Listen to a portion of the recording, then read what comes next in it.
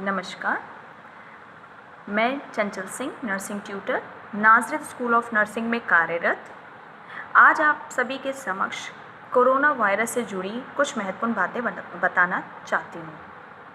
जैसा कि आप सभी जानते हैं, पूरे देश भर में आज कोरोना वायरस की वजह से उथल-पुथल मची हुई है। तो आइए आज हम कोरोना वायरस क्या है, उसके क्या कारण हैं, उसके लक्षण क्या हैं, उससे बचाव कैसे करेंगे, व अन्य जानकारियाँ लेंगे। कोरोना वायरस का ये शब्द लैटिन भाषा से लिया गया है, जिसका अर्थ होता है क्राउन। कोरोना वायरस की शुरुआत चीन के वुहान शहर से हुई है। कोरोना वायरस एक वायरस मात्र नहीं है, वरन ये वायरसों का एक बहुत बड़ा ग्रुप है। ये वायरस कुछ जानवरों में पाए जाते हैं, इसीलिए वैज्ञानिकों ने इसे ज़ूनोटिक भी कहा है, जिसका अर्थ जानवरों से इंसानों में वायरस का फैलना। ये वायरस सामान्य जुकाम से लेकर श्वसन तंत्र की गंभीर समस्या तक पैदा कर सकता है। जैसा कि बताया गया है कि कोरोना वायरस सिर्फ वायरस मात्र नहीं है, बल्कि ये वायरस का बहुत बड़ा ही ग्रुप है। वायरसों में कुछ वायरस बहुत ही गंभीर होते हैं। ऐसे दो तरीके के वायरस होते हैं, मर्स एंड सार्स। मर्स मतलब middle east respiratory syndrome, SARS मतलब सीवियर एक्यूट रेस्पिरेटरी सिंड्रोम।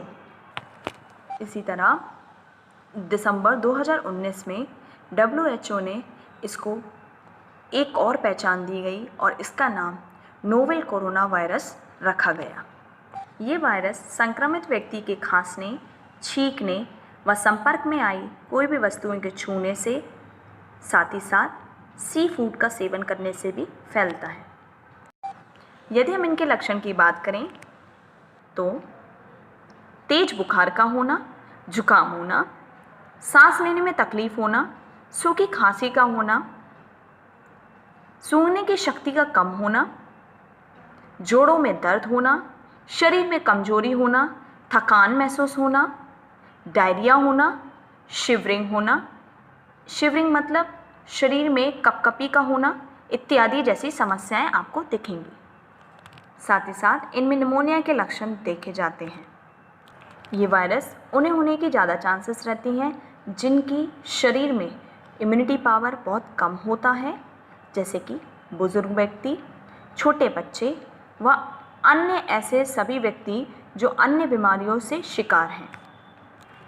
यदि हम इसके बचाव या रोकथाम की बात करें तो हमें अपने हाथों को समय समय पर साबुन पानी से धोते रहना चाहिए, सैनिटाइज़र का यूज़ करना चाहिए, अपने नाक और मुंह को मास्क से ढकें, सोशल डिस्टेंसिंग को फॉलो करें, जिसके लिए आपको 6 फीट की दूरी बनाए रखना है। इसके अलावा इम्यूनिटी पावर या रोग प्रतिरोधक क्षमता को बढ़ाने के लिए आप गर्म पानी का सेवन करें, सभी प्रकार की सब्जियों को खाइए, विटामिन्स का ज़्यादा सेवन करें, जिसमें कि आप vitamin B complex, vitamin C, vitamin D और विटामिन ई का भरपूर मात्रा में सेवन करें।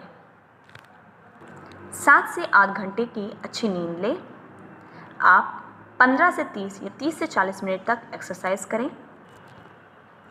आयुष मंत्रालय के थ्रू ये गाइडलाइंस दी गई है इम्यूनिटी पावर को इंक्रीज करने के लिए कि बॉइल्ड वाटर का सेवन करें, हल्दी लें, जीरा, अदरक, च्यवनप्राश, हर्बल टी, साथ ही साथ काढ़े के लिए आप तुलसी, अदरक, मुनक्का ये सब आप ले सकते हैं और सूखी खांसी को मिटाने के लिए आप लौंग का भी सेवन कर सकते हैं। ध्यान रहे, आप सबसे बेस्ट ये है कि आप प्राकृतिक नेचुरल चीज़ों को का ही सेवन करें अपनी इम्यूनिटी पावर को इंक्रीज़ करने के लिए। एक बात का ध्यान रखें कि आप कोई भी दवा बिना डॉक्टर के एडवाइस से नहीं लें। जैसे कि बाज़ार में आजकल हाइड्रोक्सीक्लोरोक्वीन चल रही है, जो कि कोई भी व्यक्ति जाकर उसको ले रहा है, पर ये गलत है, आप उसको नहीं लीजिए क्योंकि साइड इफ़ेक्ट्स ज़्यादा हो रही हैं। हाइड्रोक्सीक्लोरोक्वीन लेने के तरीके कुछ इस तरीके से हैं।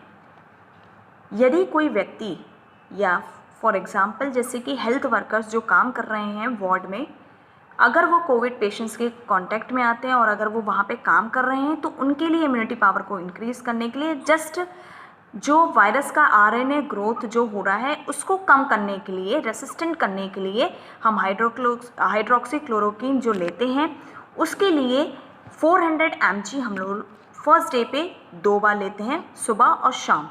उसके बाद आप इसको 7 वीक्स तक कंटिन्यू करते हैं। 7 वीक्स में वंस अ वीक लेना है, ठीक है। मतलब आपको इसकी डोज वीकली में एक बार ही लेना है।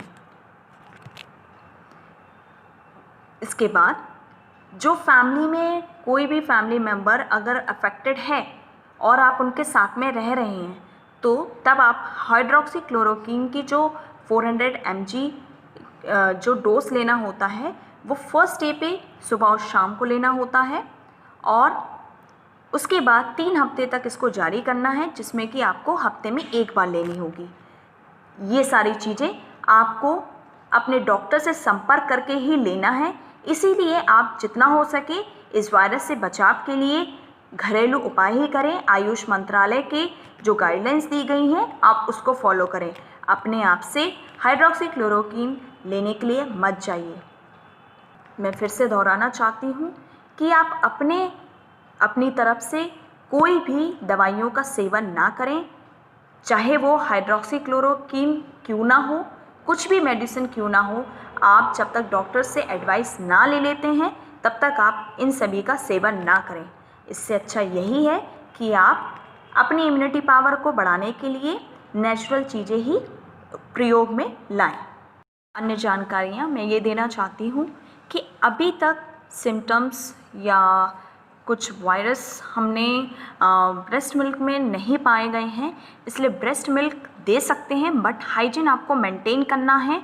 और अगर आपको प्रॉब्लम ज़्यादा हो रही है तो ध्यान रहे आपको डॉक्टर की सलाह मानकर, और डॉक्टर जैसे एडवाइस देते हैं आपको वैसे ही फॉलो करना पड़ेगा।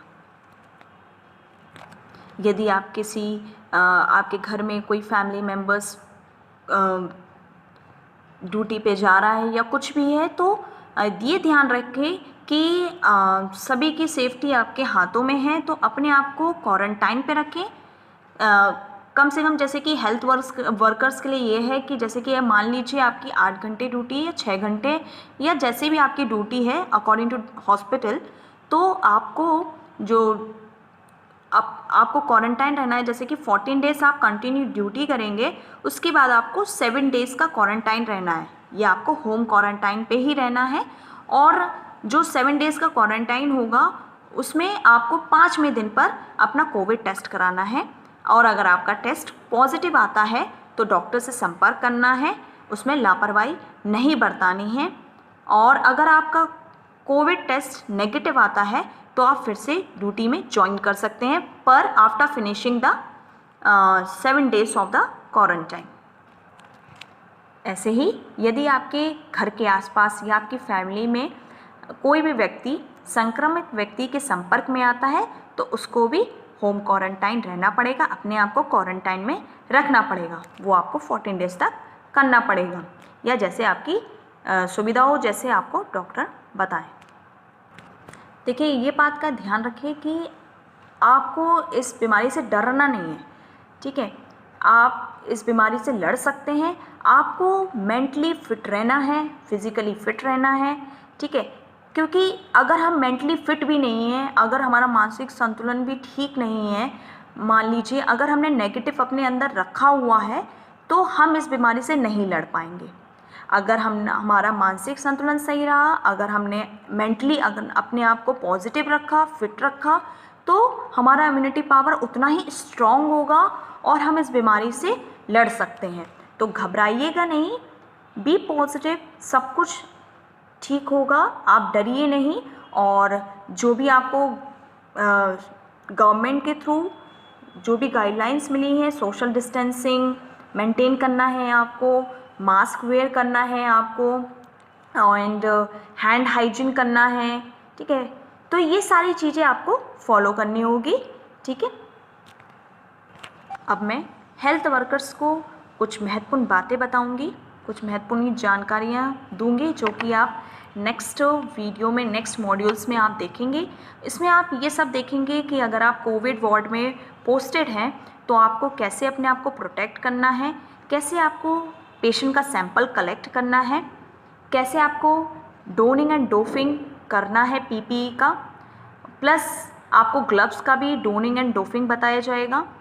हैंड हाइजीन कैसे करना है सोप एंड वाटर से, विथ सैनिटाइज़र से भी, प्लस आपको बताया जाएगा कि बायोमेडिकल वेस्ट मैनेजमेंट कैसे करना है, स्पेशली फॉर कोविड पेशेंट्स। मतलब जो कोविड पेशेंट्स वार्ड जो होता है उसमें आइसोलेशन वार्ड में कैसे बायोमेडिकल वेस्ट मैनेजमेंट करना है वो बताया जाएगा। प्लस आपको ये भी बताया जाएगा कि hypochloride and bleaching powder solution कैसे बनाना है, और आपको ये भी बताया जाएगा कि जो भी हॉस्पिटल में जितने इक्विपमेंट्स यूज़ किए जाते हैं उसको कैसे क्लीनिंग करना है, किस सोल्यूशन से करना है, प्लस फ्लोर को कैसे क्लीन करना है इत्यादि। इन सब की जानकारी आपको अगले वीडियो में और अगले मॉड्यूल्स में हम लोग बताएंगे।